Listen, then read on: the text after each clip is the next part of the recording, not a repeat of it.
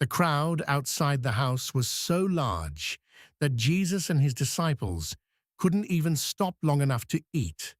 Word of what he was doing had spread past Galilee, and people kept arriving until the house and the street outside it were packed. And when his own family heard what was happening, they didn't celebrate. They didn't come to watch. They went out to physically restrain him. Mark's gospel records their reasoning in 4 blunt words. He is out of his mind. Not a rumor from strangers passing through town. Not an accusation from religious rivals looking for a reason to discredit him. This was his mother and his brothers, the people who had watched him grow up, who had known him his entire life, deciding he needed to be stopped for his own good. Whatever they thought was happening to him, it was serious enough to act on immediately, not wait and see. They didn't send a letter. They didn't send one relative to quietly check on him. They came in person, as a group, intending to take custody of him and physically remove him from the crowd. Here's what makes the timing almost impossible to ignore. At the exact same moment, his family was arriving in Galilee with one theory about what was wrong with him. A second group was arriving from Jerusalem with a completely different theory. And it was considerably worse. Scribes, the religious legal experts of the day, had traveled the long distance down from the capital specifically because of him. Their verdict stated flatly, he is possessed by Beelzebul, and, by the prince of demons, he casts out demons. Not confused, not overworked, possessed by name.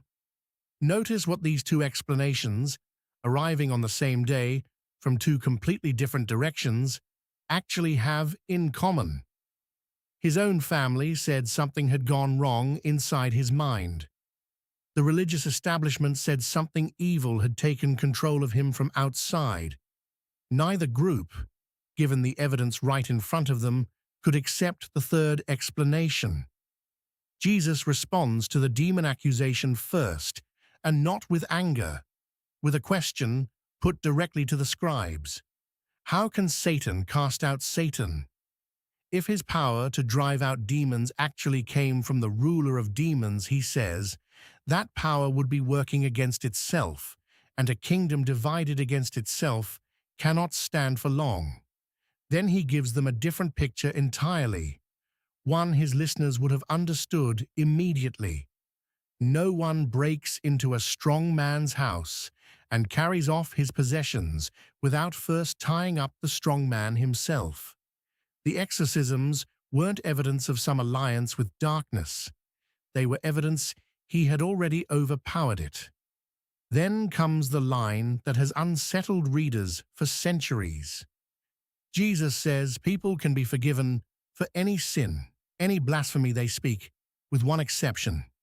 Blaspheming against the Holy Spirit, he says, is never forgiven. Not in this age, not in the age to come. He calls it an eternal sin. Mark adds a quiet explanation for exactly why he said this, right here, in this scene. For they had said, he has an unclean spirit. The scribes hadn't simply misjudged a man they didn't understand. They had looked directly at something good, standing right in front of them, and confidently, publicly called it evil. While all of this is happening inside the crowded house, his mother and his brothers are still standing outside. They can't get through the packed crowd to reach him directly, so they send word in, passed hand to hand, through the people sitting closest to the door. Your mother and your brothers are outside, asking for you. Someone finally reaches Jesus and delivers the message directly, in front of everyone, sitting in a circle around him. His answer is the second jarring line in this same scene, and it comes without hesitation. Who are my mother and my brothers? He doesn't get up. He doesn't walk out to greet them. He looks around at the ordinary crowd sitting in the room with him. Here are my mother and my brothers. Whoever does the will of God, he is my brother and sister and mother. This wasn't Jesus rejecting Mary, and the Gospels never treat it that way. It was Jesus redefining what family actually means, spoken at the exact moment his biological family had arrived outside to reclaim him as their own. The same family that, only minutes earlier in this same account, had gone out to physically stop him because they believed he had lost his mind. So on a single afternoon, in a single continuous scene, two of the most trusted authorities in his life, his own household and the official religious establishment sent all the way from Jerusalem, looked at the same man and independently reached the same basic conclusion. Something in him had gone badly, seriously wrong. Which explanation do you think was harder for him to hear in that moment? His own family calling him insane, or the scribes calling him possessed? Tell me what you think below.